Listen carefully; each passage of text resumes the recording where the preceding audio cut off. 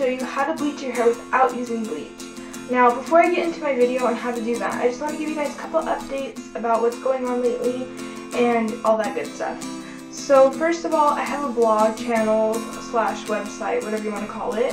The link will be down below. It's aaliyahblasio.blogspot.com. You guys can go and check it out. It's really just a way that I like to, put reviews on it about products, or I talk about different topics that can range from anything. So you guys can go ahead and check that out and subscribe to it if you want. The other thing is I might be going out of town on Friday to go see a concert, which I'm really excited about. I'll try to take as many pictures and videos as I can of the concert if I do go, so that you guys can see what happens. So let's go ahead and get into the video. So for today I'm going to show you how to bleach your hair without using bleach. Now this might sound really crazy, but it's actually possible. A couple months ago I really wanted to bleach my bangs, but I didn't have any bleach on me at the time, so I was like, well, how am I going to bleach my hair? And I actually went on Google and looked up, is there a way to bleach your hair without using bleach and all this good stuff, and it took a little bit of time, but eventually I found this way to actually do it. So you're only going to need 3 ingredients for this in order for it to work. You're going to need hydrogen peroxide, looks just like this, and you can pretty much get this at Walmart, Target, any local drugstore or whatever. So that's what you're going to need, and the other thing you're going to mix with it is baking soda. Just straight up baking soda, whatever you have in your fridge or if you have it in your pantry. This is going to make it work great, and it's going to work just like bleach. The third ingredient that's really going to help your hair is some honey. So you're just going to put a little tiny, maybe like half a spoonful, not too much, but just enough to give your hair some moisture and all that stuff and give it some texture.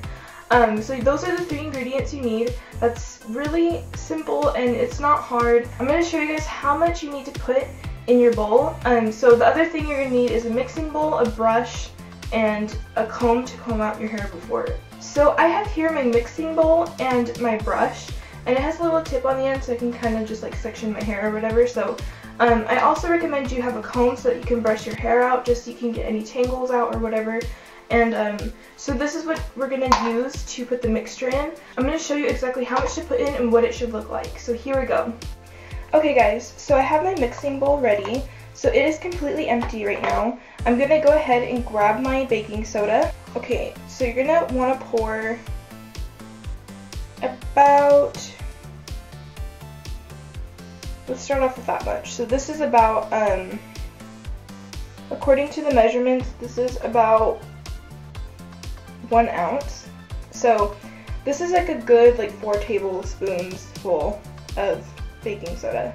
This is about 4 tablespoons of baking soda, so you don't have to put too much. You can always add more as you go. Then we're going to take our hydrogen peroxide.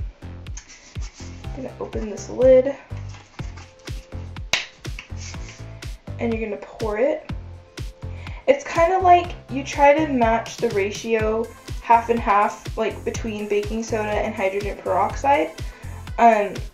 This is measuring out to about 2 ounces so far. So the liquid is at 2 ounces. I'm just trying to eyeball it like half and half.